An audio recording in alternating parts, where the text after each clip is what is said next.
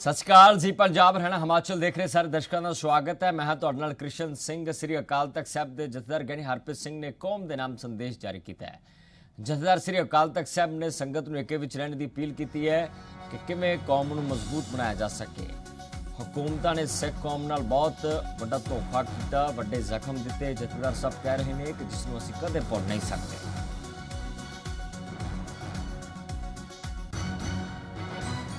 कौम इनू 84 का घल्लूघारा जिहड़ा है वह प्रवान कर चुकी है। सरकार इनू ब्लू स्टार कहती है, सरकार इनू साका नीला तारा कहती है कही जाए। मैं मीडिया नूं भी कहना चाहना कि साका नीला तारा ब्लू स्टार ऑपरेशन ये शब्द जिहड़ा है वह वरतन तो गुरेज किया जाए, क्योंकि ये नाल सानू दर्द हुंदा है। इनू 84 का घल्लूघारा कहा जाए। ये घल्लूघारा सी। घल्लूघारे दा अर्थ हुंदा है सर्वनाश। ये साडा सर्वनाश करन दा यतन सी भारतीय फौज वालों जो इस स्थान के उत्ते किया गया। असीं हर साल मनाउने आ, मनाउणा चाहिदा भी है। सिर जोड़ के बैठिए। अंत दे विच मैं इहो कहूँगा, मतभेद भुला के बैठिए। सियासी विरोध अपनी जगह है, वो होना चाहिए। एक गल मैं होर कहां, साडी खुशकिस्मती भी है असीं मर गए, लुटे गए, निगले गए, ये शब्द बहुत वरतते हैं, पर असीं ताकतवर हैं। साडे ते गुरु साहब की कृपा है। क्योंकि जख्म बहुत होए और वो जख्म जो असी एक एक करके देखते हैं तो कौम जिहड़ी है वो दर्द विच चली जाती है, बहुत बड़े विराग चाहती। और उत्थे जाके देख के फिर साडा सारिਆਂ ਦਾ मन कंबिया। क्योंकि समा थोड़ा सी, असी सारी प्लान पूरी नहीं कर सके।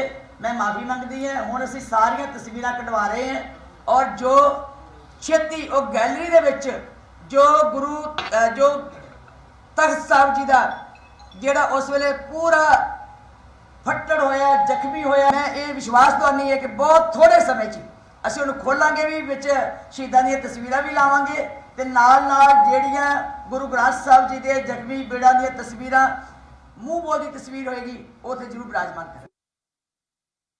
मौके की गवाह उन्हां वल्लों जो अखां दे सामने ये भयानक हादसा होया उहदी कहानी जरूर मैं समझदा संगत के सामने रखने की लोड़ आ कि ऐसे समय केवल अरदास करके श्रद्धांजलि देना ही तक सीमित रहना उन्हां तत्थां नूं लुकाउण वाली गल आ।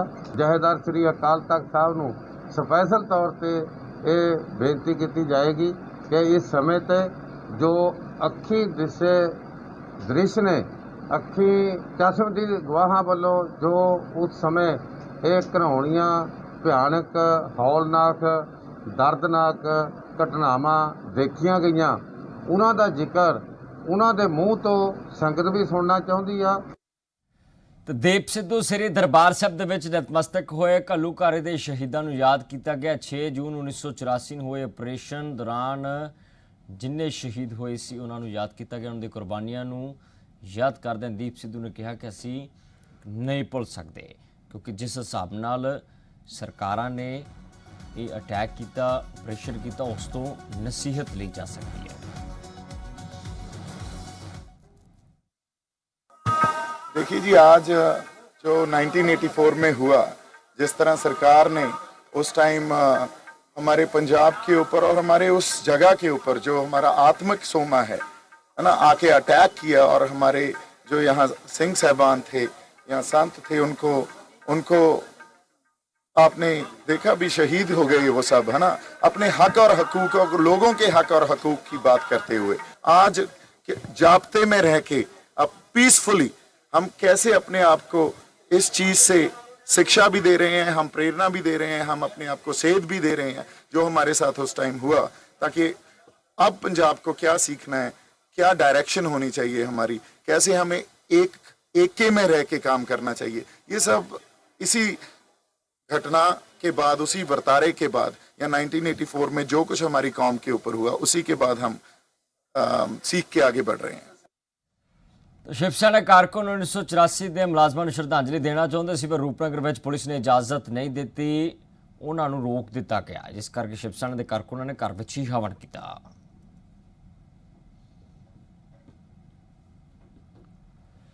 ਤੇ ਬੀਐਸਪੀ ਪੰਜਾਬ ਦੇ ਪ੍ਰਧਾਨ ਜਸਵੀਰ ਸਿੰਘ ਗੜੀ ਦਾ ਵੱਡਾ ਬਿਆਨ ਹੈ ਕਿ 2022 ਵਿਧਾਨ ਸਭਾ ਚੋਣ ਨੂੰ ਲੈ ਕੇ तमाम ਧਿਰਾਂ ਉਹਨਾਂ ਦੇ ਸੰਪਰਕ ਵਿੱਚ ਨੇ, ਜਿਸ ਦਾ ਜ਼ਿਕਰ ਉਹ ਆਪ ਕਰ ਰਹੇ ਨੇ ਕਿ ਅਕਾਲੀ ਦਲ ਅਤੇ ਤੀਜਾ ਫਰੰਟ ਉਹਨਾਂ ਦੇ ਸੰਪਰਕ ਵਿੱਚ ਹੈ।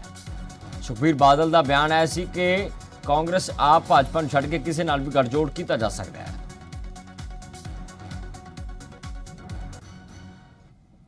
ਅਕਾਲੀ ਦਲ ਵੀ ਭੱਜਿਆ ਫਿਰਦਾ ਆ, ਤੀਜੇ ਮੋਰਚੇ ਵਾਲੇ ਵੀ ਭੱਜੇ ਫਿਰਦੇ ਆ। ਮੇਰੇ ਧਿਆਨ 'ਚ ਇਹ ਦੋ ਹੀ ਨੇ। ਯਾਨੀ ਅਕਾਲੀ ਦਲ ਤੇ ਤੀਜਾ ਮੋਰਚਾ ਜਿਹੜਾ ਹੈ ਉਹ ਗੱਲਬਾਤ ਕਰ ਰਹੇ ਹੈ ਕਿ ਅਲਾਈਅੰਸ ਹੋ ਜਾਏ ਨਾਲ। ਚਾਹੁੰਦੇ ਹੀ ਆ, ਹਰ ਪਾਰਟੀ ਚਾਹੁੰਦੀ ਆ ਵੀ ਕਿਸੇ ਤਰ੍ਹਾਂ ਪੰਜਾਬ ਦੀ ਸੱਤਾ ਜਿਹੜੀ ਕਬਜ਼ੇ 'ਚ ਲਈ ਜਾਵੇ ਔਰ ਗੱਠਜੋੜ ਬਣਾਇਆ ਜਾਵੇ। ਤੇ ਲੇਕਿਨ ਬਹੁਜਨ ਸਮਾਜ ਪਾਰਟੀ ਦਾ ਜਿਹੜਾ ਪੰਜਾਬ ਦਾ ਜਿਹੜਾ ਯੂਨਿਟ ਹੈ ਉਹ ਇਹ ਵਿਚਾਰ ਰੱਖਦਾ ਆ ਕਿ ਭੈਣ ਕੁਮਾਰੀ ਮਾਇਆਵਤੀ ਜੀ ਜੋ ਵੀ ਫੈਸਲਾ ਲੈਣਗੇ ਪਾਰਟੀ ਉਹਦੇ ਨਾਲ ਖੜੀ ਆ। Are open to alliances with other parties minus Congress, minus BJP and minus AAP. We cannot align with these parties. We will form other like-minded parties with outside these parties. We are open to them. ਤੇ ਪੰਜਾਬੀ ਗਾਇਕ lumber Hussainpuri ਨੂੰ ਮਹਿਲਾ commission ਨੇ ਮੁੜ ਤੋਂ summons ਭੇਜਿਆ ਹੈ। ਪਤਨੀ ਵੱਲੋਂ ਤੰਗ ਪਰੇਸ਼ਾਨ ਕਰਨ ਦੇ ਇਲਜ਼ਾਮਾਂ ਤੋਂ ਬਾਅਦ ਮਾਮਲੇ ਨੂੰ ਗੌਰ ਅਧੀਨ ਲਿਆਂਦਾ ਗਿਆ ਹੈ। ਪੁਲਿਸ ਲਾਈਨ ਜਲੰਧਰ ਵਿੱਚ ਪੇਸ਼ੀ ਹੋਵੇਗੀ। ਤੁਹਾਨੂੰ ਦੱਸ ਦਈਏ ਕਿ ਲੈਂਬਰ ਹੁਸੈਨਪੁਰੀ ਦੀ ਪਤਨੀ ਅਤੇ ਬੱਚਿਆਂ ਨੇ ਇਲਜ਼ਾਮ ਲਗਾਇਆ ਸੀ।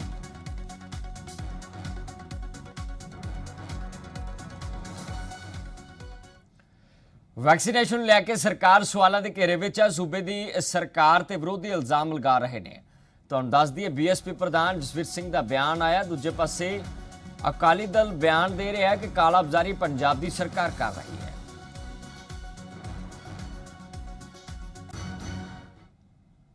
ਪੰਜਾਬ ਸਰਕਾਰ ਔਰ ਇੱਥੋਂ ਦਾ ਜਿਹੜੇ ਸਿਹਤ ਮੰਤਰੀ ਆ ਮੋਹਾਲੀ ਤੋਂ ਹੀ ਸ਼੍ਰੀ ਬਲਵੀਰ ਸਿੱਧੂ ਜੀ 42,000 ਪੰਜਾਬੀਆਂ ਦੀ ਜਾਨ ਦਾ ਸੌਦਾ 1,060 ਰੁਪਏ 'ਚ ਕੀਤਾ। 13 ਕਰੋੜ ਦਾ ਘਪਲਾ।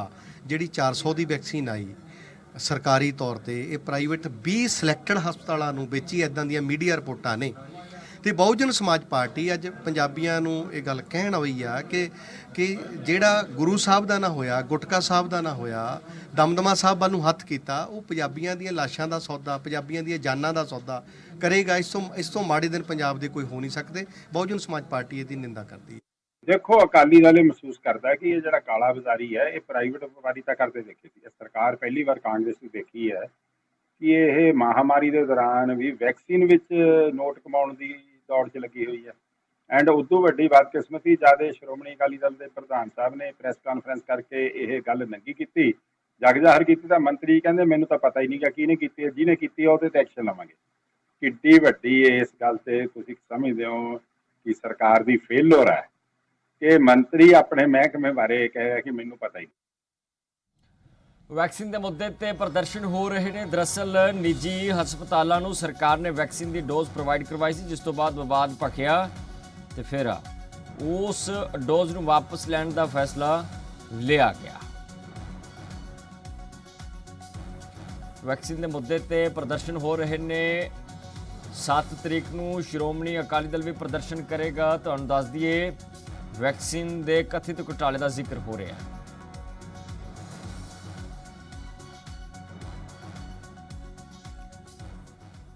ਜਗਰਾਉਂ ਤੋਂ ਆਮ ਆਦਮੀ ਪਾਰਟੀ ਦੇ ਵਿਧਾਇਕਾ ਸਰਬਜੀਤ ਕੌਰ ਮਾਣੂਕੇ ਨੇ ਵੈਕਸੀਨ ਦੇ ਮੁੱਦੇ ਤੇ ਪੰਜਾਬ ਦੀ ਸਰਕਾਰ ਨੂੰ ਘੇਰਿਆ ਤੇ ਕਿਹਾ ਕਿ ਸਰਕਾਰ ਦੀ ਮਨਸ਼ਾ ਸਾਹਮਣੇ ਆ ਚੁੱਕੀ ਹੈ। ਉਹਨਾਂ ਵੈਕਸੀਨ ਨੂੰ ਲੈ ਕੇ ਪੰਜਾਬ ਵਿੱਚ ਸਿਆਸਤ ਗਰਮਾਈ ਹੋਈ ਹੈ। ਪੰਜਾਬ ਦੀ ਵੱਖ-ਵੱਖ ਓਪੋਜੀਸ਼ਨ ਪਾਰਟੀਆਂ ਵੱਲੋਂ ਕਾਂਗਰਸ ਸਰਕਾਰ ਨੂੰ ਜਿਹੜਾ ਘੇਰਦੇ ਹੋਏ ਨਜ਼ਰ ਆ ਰਹੀ ਹੈ। ਬੀਤੇ ਦਿਨ ਹੀ ਜਿਹੜਾ ਵਾ ਹਰਦੀਪ ਸਿੰਘ ਪੁਰੀ ਕੇਂਦਰੀ ਮੰਤਰੀ ਵੱਲੋਂ ਇਲਜ਼ਾਮ ਲਗਾਏ ਗਏ ਨੇ ਕਿ ਕਰੋਨਾ ਵੈਕਸੀਨ ਜਿਹੜੀ ਹੈਗੀ ਹੈ ਪੰਜਾਬ ਵਿੱਚ ਕਾਲਾਬਾਜ਼ਾਰੀ ਹੋ ਰਹੀ ਹੈ। ਦੇਖੋ ਜੀ, ਕੈਪਟਨ ਸਰਕਾਰ ਨੂੰ ਜਦੋਂ ਪੰਜਾਬ ਦੇ ਲੋਕਾਂ ਦੀ ਦੁੱਖ ਦੇ ਸਮੇਂ ਦੇ ਵਿੱਚ ਬਾਹ ਫੜਨੀ ਚਾਹੀਦੀ ਸੀ, ਉਦੋਂ ਇਹਨਾਂ ਨੇ 1,40,00,000 ਵੈਕਸੀਨ ਪ੍ਰਾਈਵੇਟ ਹਸਪਤਾਲਾਂ ਨੂੰ ਦਿੱਤੀ। ਪ੍ਰਾਈਵੇਟ ਹਸਪਤਾਲਾਂ ਦੇ ਅਸੀਂ ਕੋਈ ਦੁਸ਼ਮਣ ਨਹੀਂ ਹੈ, ਦੇਣੀ ਸੀ ਦਿੰਦੇ ਜੀ, ਸਦਕੇ ਦਿੰਦੇ, ਕਿਉਂਕਿ ਕਿਤੇ ਨਾ ਕਿਤੇ ਮੈਡੀਕਲ ਇਨਫਰਾਸਟ੍ਰਕਚਰ ਦੀ ਜ਼ਰੂਰਤ ਹੈ। ਪਰ ਸਮਝ ਨਹੀਂ ਆਈ ਵੀ ਵਪਾਰ ਕਿਉਂ ਖੋਲਿਆ। 400 ਦੀ ਦਵਾਈ ਸੀ ਜਿਹੜੀ, ਉਹ 1,067 ਦੀ ਕਿਉਂ ਵੇਚੀ। ਤੇ ਦੂਜਾ ਫਿਰ ਪ੍ਰਾਈਵੇਟ ਹਸਪਤਾਲਾਂ ਨੇ 1,067 ਦੀ ਲੈ ਕੇ ਕਿੰਨੇ ਦੀ ਲਾਈ, ਉਹਦਾ ਕੋਈ ਹਿਸਾਬ ਕਿਤਾਬ ਨਹੀਂ। ਹੁਣ ਜਦੋਂ ਤੱਕ ਕੈਪਟਨ ਸਰਕਾਰ ਨੂੰ ਇਹ ਮੈਡੀਸਨ ਦਿੱਲੀ ਦੀ ਤਰਜ਼ ਤੇ ਫ੍ਰੀ ਦੇਣੀ ਚਾਹੀਦੀ ਸੀ, ਲੋਕਾਂ ਦਾ ਹੱਥ ਪਾਉਣਾ ਚਾਹੀਦਾ ਸੀ, ਲੋਕਾਂ ਦਾ ਸਰਕਾਰੀ ਹਸਪਤਾਲਾਂ ਦੇ ਵਿੱਚ ਵਿਸ਼ਵਾਸ ਬਣਾਉਣਾ ਚਾਹੀਦਾ ਸੀ।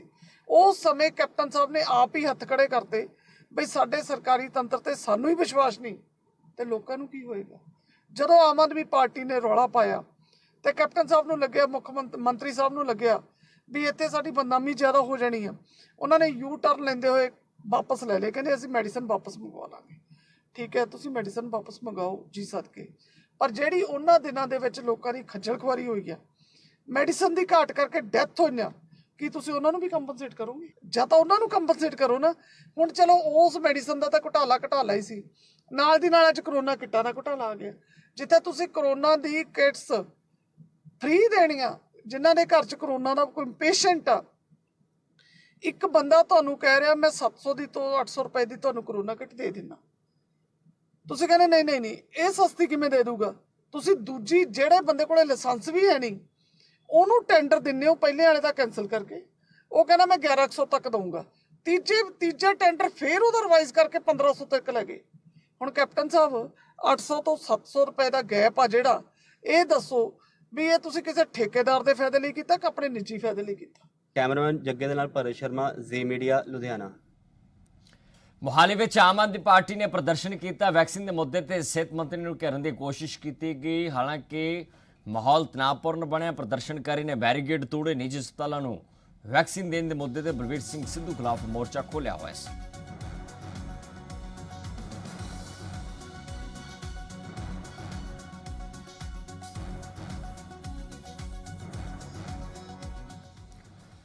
ਤੇ 1 ਜੁਲਾਈ ਤੋਂ 6ਵਾਂ ਵਿੱਤ ਕਮਿਸ਼ਨ ਲਾਗੂ ਹੋਣ ਜਾ ਰਿਹਾ। ਪੰਜਾਬ ਦੇ ਵਿੱਤ ਮੰਤਰੀ ਮਨਪ੍ਰੀਤ ਸਿੰਘ ਬਾਦਲ ਦਾ ਵੱਡਾ ਬਿਆਨ ਹੈ ਕਿ 22 ਸਾਲ ਬਾਅਦ ਪੰਜਾਬ ਦਾ ਕੈਪੀਟਲ ਐਕਸਪੈਂਡੀਚਰ ਹਰਿਆਣਾ ਤੋਂ ਵੱਧ ਹੈ, ਜਿਸ ਦਾ ਜ਼ਿਕਰ 14,000 ਕਰੋੜ ਰੁਪਏ ਦੱਸਿਆ ਜਾ ਰਿਹਾ ਹੈ।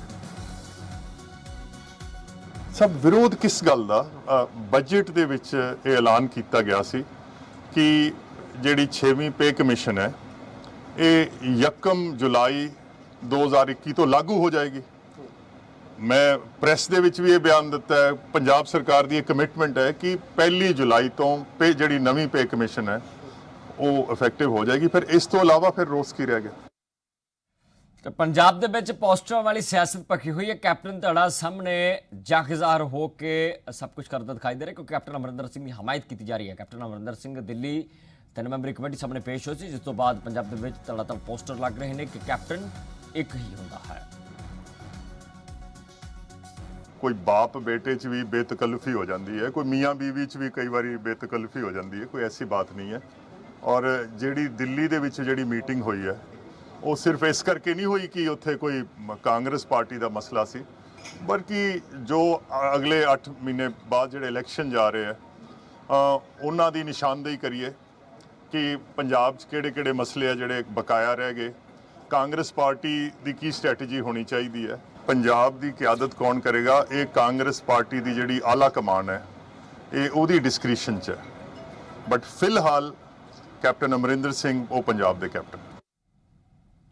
2 ਤਸਵੀਰਾਂ ਵਿਖਾਵਾਂਗੇ। ਅੰਮ੍ਰਿਤਸਰ ਦੇ ਵਿੱਚ ਕੈਪਟਨ ਅਮਰਿੰਦਰ ਸਿੰਘ ਦੇ ਪੋਸਟਰ ਤੇ ਪਟਿਆਲਾ ਸੀਐਮ ਸਿਟੀ 'ਚ ਨਵਜੋਤ ਸਿੰਘ ਸਿੱਧੂ ਦੇ ਚਰਚੇ ਹੁੰਦੇ ਦੇਖੇ ਗਏ।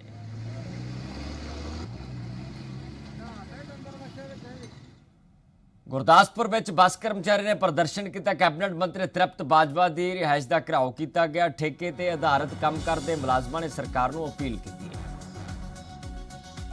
और अं अज रोस मुजाहरा इस लिए कर रहे हैं, जिन्होंने दसन आए आ कि जगाउण आए आ कि की कीता अज तक सब कमेटी ने कोई बड़ा अज तक पक्का नहीं किया। अं चाहते हैं कि 10,000 रुपया टीसी ते पंजाब रोड पन बस पाइया जाए, जो सफर सहूलत अं वधिया दे सकीए। कोई ज्यादा वड्डियां मंगां नहीं साडियां 28, 29 ते 30 उस पूरे पंजाब रोड PRTC बंद करके और अं जाके पटियाले धरना देवांगे ਜਾਂ ਚੰਡੀਗੜ੍ਹ ਜਾਂ ਪਟਿਆਲਾ ਜਾਂ ਮਲੇਰਕੋਟਲਾ। ਸਰਕਾਰੀ ਬੱਸਾਂ ਵਿੱਚ ਠੇਕੇ ਦੇ ਆਧਾਰ ਤੇ ਕੰਮ ਕਰਨ ਵਾਲੇ ਮੁਲਾਜ਼ਮ ਪਰੇਸ਼ਾਨ ਨੇ। ਮਨਪ੍ਰੀਤ ਸਿੰਘ ਬਾਦਲ ਦੇ ਰਿਹਾਇਸ਼ ਬਾਹਰ ਪ੍ਰਦਰਸ਼ਨ ਕੀਤਾ ਜਾ ਰਿਹਾ ਹੈ। ਇਲਜ਼ਾਮ ਇਹ ਹੈ ਕਿ ਸਰਕਾਰ ਇਹਨਾਂ ਦੀ ਗੱਲ ਨਹੀਂ ਸੁਣ ਰਹੀ।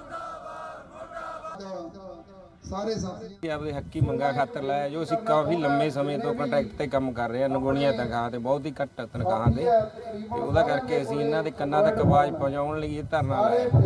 ਇਹ ਧਰਨਾ ਇਕੱਲਾ ਇੱਥੇ ਨਹੀਂ, 4 ਜਗ੍ਹਾ ਹੋਰ ਵੀ ਹੈ। ਇਹਨੂੰ ਤੁਸੀਂ ਸਰਕਾਰ ਨੂੰ ਮੈਂ ਦੱਸਣਾ ਚਾਹੁੰਦਾ, ਇਹਨੂੰ ਟ੍ਰੇਲਰ ਵੀ ਨਾ ਸਮਝਿਆ ਜਾਵੇ। ਇਹ ਸਾਡੀਆਂ ਮੰਗਾਂ ਇਹ ਨਹੀਂ ਪੂਰੀਆਂ ਕਰਦੇ ਤਾਂ ਅਸੀਂ ਇਦੋਂ ਵੀ ਵੱਧ ਚੜ ਕੇ ਹੋਰ ਤਿੱਖਾ ਸੰਘਰਸ਼ ਲੋਚਣ ਦੀ ਤਿਆਰੀ ਕਰ ਰੱਖੀ ਹੈ, ਤੇ ਉਹਦੀ ਜ਼ਿੰਮੇਵਾਰ ਸਰਕਾਰ ਹੋਊਗੀ। ਰੂਪਨਗਰ ਵਿੱਚ ਪੀਆਰਟੀਸੀ ਤੇ ਪਨਬਸ ਦੇ ਕੱਚੇ ਮੁਲਾਜ਼ਮ ਕੈਬਨਿਟ ਮੰਤਰੀ ਚਰਨਜੀਤ ਸਿੰਘ ਚੰਨੀ ਦੀ ਕੋਠੀ ਨੂੰ ਘੇਰ ਕੇ ਬੈਠੇ ਸੀ, ਜਿੱਥੇ ਚੰਨੀ ਨੇ ਭਰੋਸਾ ਦਿਵਾਇਆ ਕਿ ਤੁਹਾਡੀਆਂ ਮੰਗਾਂ ਸਰਕਾਰ ਤੱਕ ਪਹੁੰਚਾਉਣ ਦਾ ਕੰਮ ਕਰ ਰਹੇ ਹਾਂ। ਪੰਜਾਬ ਰੋਡਵੇਜ਼ ਪਨਬਸ ਅਤੇ ਪੀਆਰਟੀਸੀ ਦੇ ਮੁਲਾਜ਼ਮ ਇੱਕ ਮੰਚ ਤੇ ਇਕੱਠੇ ਹੋ ਕੇ ਪਿਛਲੇ ਦਿਨੀ ਜਿਹੜੇ ਆਪਣੇ ਸੰਘਰਸ਼ਾਂ ਦਾ ਐਲਾਨ ਕੀਤਾ ਸੀਗਾ, ਜਿਹਦੇ 'ਚ ਅਸੀਂ 5-6 ਤਰੀਕ ਨੂੰ ਕੈਪਟਨ ਦੇ ਜਿਹੜੇ ਸਰਕਾਰ ਦੇ ਸਬ ਕਮੇਟੀ ਦੇ ਮੈਂਬਰ ਸੀਗੇ, ਉਹਨਾਂ ਨੇ ਜਿਹੜੀ ਕੱਚੇ ਮੁਲਾਜ਼ਮਾਂ ਨੂੰ ਪੱਕੇ ਕਰਨ ਦੀ ਜਿਹੜੀ ਕਮੇਟੀ ਬਣਾਈ ਸੀਗੀ, ਉਹਨਾਂ ਦੀ ਅੱਜ 4.5 ਸਾਲ ਤੱਕ ਰਿਪੋਰਟ ਸੀ, ਉਹ ਜ਼ੀਰੋ ਸੀ। ਉਹਦੇ ਸੰਬੰਧ ਦੇ ਵਿੱਚ ਅਸੀਂ ਉਹਨਾਂ ਦੇ ਕੋਠੀਆਂ ਦਾ ਘਿਰਾਓ ਕੀਤਾ ਸੀ ਪੂਰੇ ਪੰਜਾਬ ਲੈਵਲ ਤੇ, ਜਿੱਥੇ ਅੱਜ ਅਸੀਂ ਚਰਨਜੀਤ ਚੰਨੀ ਜੀ ਜਿਹੜੇ ਵਿਧਾਇਕ ਨੇ ਇੱਥੇ ਚਮਕੌਰ ਸਾਹਿਬ ਤੋਂ, ਉਹਨਾਂ ਦੇ ਇੱਥੇ ਘਰ ਦੇ ਮੂਹਰੇ ਪਹੁੰਚੇ ਸੀ, ਆਪਣਾ ਰੋਸ ਧਰਨਾ ਕੀਤਾ ਸੀਗਾ ਤੇ ਉਹਨਾਂ ਨੇ ਸਾਨੂੰ ਬੁਲਾ ਕੇ ਪੂਰੀ ਗੱਲਬਾਤ ਸੁਣੀ ਹੈ ਤੇ ਉਹਨਾਂ ਸਾਨੂੰ ਭਰੋਸਾ ਦਿਵਾਇਆ ਕਿ ਜਦੋਂ ਵੀ ਤੁਹਾਡੇ ਟਰਾਂਸਪੋਰਟ ਅਧਿਕਾਰੀ ਮੀਟਿੰਗ ਤੁਹਾਡੇ ਨਾਲ ਤੈਅ ਕਰਨਗੇ ਤੇ ਮੈਂ ਉੱਥੇ ਆ ਕੇ ਤੁਹਾਡੇ 'ਚ ਸ਼ਾਮਲ ਹੋਊਂਗਾ ਤੇ ਜਿਹੜੇ ਤੁਹਾਨੂੰ ਰੈਗੂਲਰ ਕਰਨਾ ਉਹ ਕਲੀਅਰ ਹੈ। ਅਸੀਂ ਸਰਕਾਰ ਕੋਲ ਮੰਗ ਪਹੁੰਚਾ ਚੁੱਕੇ ਹਾਂ ਤੇ ਜਲਦੀ ਤੁਹਾਡੇ ਮੁੱਦਿਆਂ ਤੇ ਧਿਆਨ ਦੇ ਕੇ ਤੇ ਤੁਹਾਨੂੰ ਸਾਰੇ ਮੁਲਾਜ਼ਮਾਂ ਨੂੰ ਰੈਗੂਲਰ ਕੀਤਾ। ਫਿਰੋਜ਼ਪੁਰ ਦੇ ਪੁਲਿਸ ਅਤੇ ਐਕਸਾਈਜ਼ ਮਹਿਕਮੇ ਨੇ ਸਾਂਝਾ ਆਪਰੇਸ਼ਨ ਕੀਤਾ। 1,80,000 ਲੀਟਰ ਲਾਹਣ ਬਰਾਮਦ ਕੀਤੀ ਗਈ, ਜਿਸ ਨੂੰ ਨਸ਼ਟ ਕਰਨ ਦਾ ਕੰਮ ਕੀਤਾ ਜਾ ਰਿਹਾ ਹੈ। ਸ਼ਰਾਬ ਤਸਕਰ ਮੌਕੇ ਤੋਂ ਫਰਾਰ ਦੱਸੇ ਜਾ ਰਹੇ ਨੇ।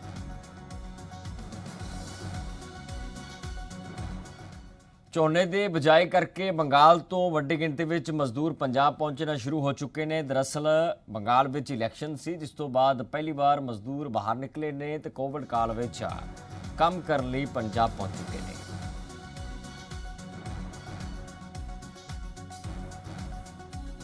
बंगाल से सभी लोग बंगाल से आ रहे हैं? सभी बंगाल से। अच्छा, यहाँ पंजाब में झोना लगाने के लिए? जी जी। रेट कोई 3300 दे रहा है, कोई 3000 दे रहा है पर एकड़। किले का एक किले का। स्टेशन ਤੇ ਪੁਰਾਣੇ ਭਈਏ ਹੁੰਦੇ ਉਹਨੂੰ ਲੈਣਾ ਹੈ। ਲੇਬਰ ਵਾਲੇ ਜਿਹੜੇ ਲੇਬਰ ਝੋਨਾ ਲਾਉਣ ਵਾਸਤੇ। ਝੋਨਾ ਲਾਉਣਾ। ਕਿੰਨਾ ਕੈਟੇਗਰ ਲਾ ਰਹੇ ਹੋ? ਝੋਨਾ ਅਸੀਂ ਲਾ ਲਿਆ 50-55 ਕਿੱਲਾ ਲਾ ਰਹੇ। ਉੱਥੇ ਮੇਨ ਬੰਦੇ ਗਏ ਵੀ ਆ ਯਾਰ। ਜਿਵੇਂ ਹੁਣ ਮੰਨ ਕੇ ਚੱਲ ਅਸੀਂ ਆਏ ਆ, ਸਾਨੂੰ ਫੋਨ ਆਇਆ ਬਾਕੀ ਬੰਦਿਆਂ ਦਾ ਅਸੀਂ ਆ ਗਏ, ਅਸੀਂ ਹੁਣ ਹੀ ਆਏ ਆ, बस लेके चूना लगाने के लिए। अभी चूना लगाने के लिए आया हूँ। अभी कनक भाग के गन्ना सिलाई करके गया था गांव, फिर अभी आ गया चूना लगाने के। चूना लगाने के बाद फिर जाएंगे। यहाँ पे अच्छा लगता है? हाँ अच्छा तो लगता है। पंजाबी लोग अच्छे हैं? नहीं, पंजाबी लोग भी अच्छे हैं। पेट में तो कुछ खाने के लिए तो जुगाड़ लगाना ही पड़ेगा। सरकार क्या देगा? 1 दिन देगा, 2 दिन देगा, 3 दिन का बाद तो नहीं देगा ना। बात ऐसा ही है, कुछ ना कुछ तो जुगाड़ लगाना पड़ता है। पूरी ट्रेन आई है वहाँ से? हाँ पूरी ट्रेन आई है। कितने लोग हो गए वहाँ कितने ट्रेन में कितने लोग था नहीं था इतना मालूम नहीं, लेकिन हमारा गैंग में 15-16 आदमी था। इलेक्शन होता फिर भी आते हैं, नहीं होता तो हमको तो काम करने पड़ेगा। गरीब आदमी है, कहीं जाकर भी काम करके खाने पड़ेगा। ਢਲਵਾ ਪਿੰਡ ਦੇ ਸਰਪੰਚ ਤੇ ਇਲਜ਼ਾਮ ਲੱਗਿਆ ਹੈ ਕਿ ਢਲਵਾ ਪਿੰਡ ਦਾ ਕਾਉਂਸਲਰ ਅਤੇ ਪ੍ਰਾਪਰਟੀ ਡੀਲਰ ਜਿਸ ਨੇ ਦੁਕਾਨ ਤੇ ਕਬਜ਼ਾ ਕਰਿਆ ਹੋਇਆ ਹੈ। ਪੀੜਤ ਪਰਿਵਾਰ ਦਾ ਇਲਜ਼ਾਮ ਹੈ ਕਿ ਪੁਲਿਸ ਨੂੰ ਕਈ ਵਾਰ ਸੂਚਿਤ ਕੀਤਾ ਗਿਆ, ਪਰ ਹਾਲੇ ਤੱਕ ਕੋਈ ਠੋਸ ਕਾਰਵਾਈ ਨਹੀਂ ਹੋ ਸਕੀ।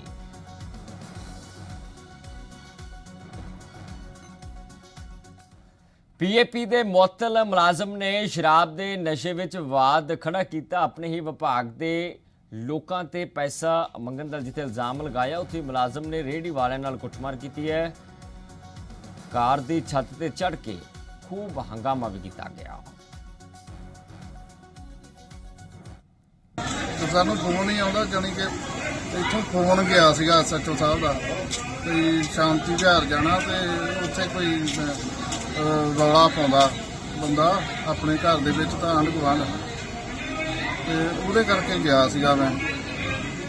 ਤੇ ਸਰ ਕੀ ਇਹਨੇ ਦਾਰੂ ਪੀਤੀ ਸੀਗੀ ਇਸ ਬੰਦੇ ਨੇ, ਅਸਲ ਸ਼ਰਾਬ ਵਾਲੀ ਵਿੱਚ ਪਾਣੀ ਪਾ ਕੇ ਉੱਤੇ ਡੋਲ ਦਿੱਤੀ। ਕਹਿੰਦਾ ਇਹ ਮੇਰੇ ਤੇ ਇਲਜ਼ਾਮ ਲਾਉਣਾ ਚਾਹੁੰਦਾ ਸੀਗਾ ਵੀ ਤੂੰ ਸ਼ਰਾਬ ਮੰਗਦਾ ਮੇਰੇ ਕੋਲ।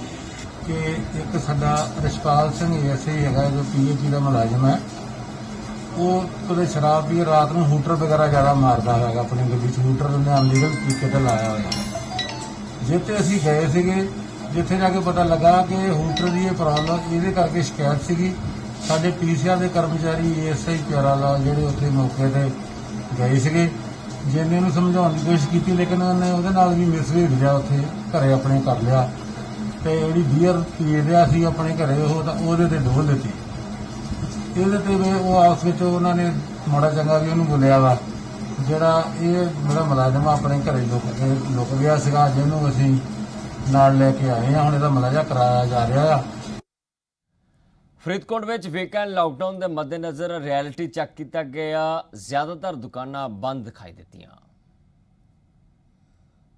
ਗੱਲ ਕਰੀ ਵੀਕਐਂਡ ਲਾਕਡਾਊਨ ਦੀ, ਅੱਜ ਦੂਸਰਾ ਦਿਨ ਹੈ। ਤੁਸੀਂ ਮੇਰੇ ਪਿੱਛੇ ਵੇਖ ਸਕਦੇ ਹੋ ਫਰੀਦਕੋਟ ਜਿਹੜੀਆਂ ਦੁਕਾਨਾਂ ਨੇ ਮੁਕੰਮਲ ਤੌਰ ਤੇ ਬੰਦ ਨੇ। ਇੱਕਾ ਦੁੱਕਾ ਲੋਕ ਹੀ ਹੈ ਜਿਹੜਾ ਘਰੋਂ ਬਾਹਰ ਆ ਰਹੇ ਨੇ, ਕਿਉਂਕਿ ਕੁਝ ਜ਼ਰੂਰੀ ਵਸਤਾਂ ਦੀਆਂ ਦੁਕਾਨਾਂ ਉਹੀ ਖੁੱਲੀਆਂ ਨੇ, ਚਾਹੇ ਮੈਡੀਕਲ ਹੋ ਗਈ, ਚਾਹੇ ਦੁੱਧ ਡੈਰੀਆਂ ਹੋ ਗਈਆਂ। ਇਸ ਨੇ ਜ਼ਰੂਰੀ ਵਸਤਾਂ ਦੀਆਂ ਸਰਕਾਰ ਵੱਲੋਂ ਤੇ ਪ੍ਰਸ਼ਾਸਨ ਵੱਲੋਂ ਹਦਾਇਤਾਂ ਕੀਤੀਆਂ, ਉਹੀ ਦੁਕਾਨਾਂ ਖੁੱਲੀਆਂ ਨੇ। ਤੇ ਬਾਕੀ ਲੋਕ ਆ ਜਿਹੜੇ ਘਰਾਂ 'ਚ ਬੈਠੇ ਨੇ, ਤੇ ਲੋਕਾਂ ਨੂੰ ਅਪੀਲ ਵੀ ਕੀਤੀ ਜਾਂਦੀ ਹੈ ਕਿ ਸੋਸ਼ਲ ਡਿਸਟੈਂਸ ਅਤੇ ਮਾਸਕ ਪਾਉਣਾ ਬਹੁਤ ਜ਼ਰੂਰੀ ਹੈ। ਤੇ ਸਾਡਾ ਕੁਝ ਪਬਲਿਕ ਦੇ ਲੋਕਾਂ ਨਾਲ ਗੱਲ ਕਰਦੇ ਹਾਂ। ਭਾਈ ਕਿਸ ਤਰ੍ਹਾਂ ਦੇਖਦੇ ਹੋ ਤੁਸੀਂ, ਅੱਜ ਵੀਕਐਂਡ ਲਾਕਡਾਊਨ ਦਾ ਦੂਸਰਾ ਦਿਨ ਹੈ ਤੇ ਦੁਕਾਨਾਂ ਬੰਦ ਨੇ, ਕੋਈ ਜ਼ਰੂਰੀ ਵਸਤਾਂ ਦੁਕਾਨਾਂ ਖੁੱਲੀਆਂ ਨੇ, ਕਿਸ ਤਰ੍ਹਾਂ ਤੁਸੀਂ ਲੋਕਾਂ ਨੂੰ ਅਪੀਲ ਕਰੋਗੇ ਤੇ ਕੀ ਹਦਾਇਤਾਂ ਦੀ ਪਾਲਣਾ ਕੀਤੀ ਜਾ ਰਹੀ ਪੰਜਾਬ ਸਰਕਾਰ ਦੀਆਂ? ਦੇਖੋ ਜੀ, ਮੇਰੇ ਹਿਸਾਬ ਨਾਲ ਤਾਂ ਲਾਕਡਾਊਨ ਲਾਉਣਾ ਬਹੁਤ ਜ਼ਰੂਰੀ ਸੀਗਾ। ਜਿਵੇਂ ਕਰੋਨਾ ਦੇ ਕੇਸਿਸ ਲਗਾਤਾਰ ਵੱਧਦੇ ਜਾ ਰਹੇ ਸੀ, ਮੌਤਾਂ ਹੋਈ ਜਾ ਰਹੀਆਂ ਨੇ, ਇਹ ਲਾਕਡਾਊਨ ਜਿਹੜਾ ਸਰਕਾਰ ਵੱਲੋਂ ਲਾਇਆ ਗਿਆ ਬਿਲਕੁਲ ਠੀਕ ਲਾਇਆ ਗਿਆ। ਤੁਸੀਂ ਦੇਖ ਹੀ ਸਕਦੇ ਹੋ ਕਿ ਦੁਕਾਨਾਂ ਵੈਸੇ ਵੀ ਸਾਰਿਆਂ ਨੇ ਬੰਦ ਕੀਤੀ ਹੋਈ ਹੈ। ਪੁਲਿਸ ਨੇ ਵੀ ਬਹੁਤ ਸਟ੍ਰਿਕਨੈਸ ਕਰ ਰੱਖੀ ਹੈ। ਸਿਰਫ ਐਸੈਂਸ਼ੀਅਲ ਸਰਵਿਸਿਜ਼ ਜਿਹੜੀ ਦੁਕਾਨਾਂ ਨੇ ਉਹਨਾਂ ਨੂੰ ਖੋਲ੍ਹਣ ਦੀ ਪਰਮਿਸ਼ਨ ਦੇ ਰੱਖੀ ਹੈ। ਤੇ ਇਹ ਬਹੁਤ ਜ਼ਰੂਰੀ ਵੀ ਹੋ ਗਿਆ ਸੀ ਕਿ ਕਿਤੇ ਨਾ ਕਿਤੇ ਘਰਾਂ ਦੇ ਜੀ ਜਿਹੜੇ ਨੇ ਉਹ ਜਾ ਰਹੇ ਸੀਗੇ, ਮੌਤਾਂ ਲਗਾਤਾਰ ਹੋ ਰਹੀਆਂ, ਤੇ ਇਹ ਲੋਕਾਂ ਦੀ ਜਾਨ ਬਚਾਉਣ ਵਾਸਤੇ ਵੀਕਐਂਡ ਲਾਕਡਾਊਨ ਲਾਉਣਾ ਬਹੁਤ ਜ਼ਰੂਰੀ ਸੀਗਾ। ਬਿਲਕੁਲ, ਲੋਕਾਂ ਨਾਲ ਕਿਤੇ ਨਾ ਕਿਤੇ ਜਿਹੜੀ ਸਰਕਾਰ ਦੀ ਇਸ ਚੀਜ਼ ਦਾ ਸਵਾਗਤ ਕਰਦੇ ਨੇ ਕਿ ਵੀਕਐਂਡ ਲਾਕਡਾਊਨ ਲਾਉਣਾ ਜ਼ਰੂਰੀ ਸੀ, ਤੇ ਲੇਕਿਨ ਸਰਕਾਰ ਦੀਆਂ ਹਦਾਇਤਾਂ ਦੀ ਲੋਕ ਤੇ ਪਾਲਣਾ ਵੀ ਕਰਦੇ ਨਜ਼ਰ ਆ ਰਹੇ ਨੇ। ਪੂਰਾ ਸ਼ਹਿਰ ਹੈ ਜਿਹੜਾ ਮੁਕੰਮਲ ਤੌਰ ਤੇ ਜਿਹੜਾ ਬੰਦ ਰਿਹਾ। ਕੁਝ ਜਿਹੜੀਆਂ ਜ਼ਰੂਰੀ ਵਸਤਾਂ ਦੁਕਾਨਾਂ ਉਹੀ ਖੁੱਲ੍ਹੀ ਨੇ। ਅਸੀਂ ਵੀ ਲੋਕਾਂ ਨੂੰ ਅਪੀਲ ਕਰਦੇ ਹਾਂ ਕਿ ਸੋਸ਼ਲ ਡਿਸਟੈਂਸ ਅਤੇ ਮਾਸਕ ਦਾ ਧਿਆਨ ਰੱਖਿਆ ਜਾਵੇ, ਅਤੇ ਜਿਹੜੇ ਇਸ ਕਰਕੇ ਹੀ ਕਰੋਨਾ ਨੂੰ ਹਰਾਇਆ ਜਾ ਸਕਦਾ ਹੈ ਤੇ ਸਰਕਾਰ ਦੀਆਂ ਗਾਈਡਲਾਈਨ ਦੀ ਪਾਲਣਾ ਕੀਤੀ ਜਾਵੇ। ਫਰੀਦਕੋਟ ਤੋਂ ਦੇਵਾਨੰਦ ਸ਼ਰਮਾ, ਜੀ ਮੀਡੀਆ।